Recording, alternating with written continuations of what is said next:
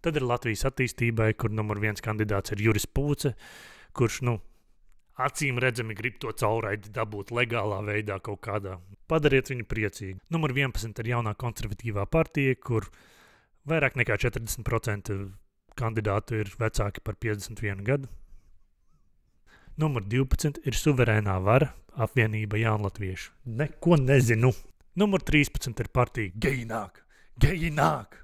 Jeb Nacionālā apvienība visu Latvijai, Tēvzemei un brīvībai LNNK.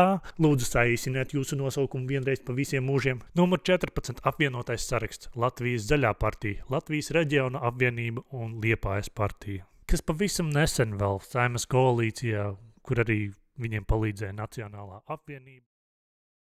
Numur 15 platforma 21 ar 21 kandidātu. Par to vien var nobalsot, bet es nezinu, ko viņi dara. Un numur 16 politiskā partija stabilitātei. Stabilitāte, bet tikai Krievijai.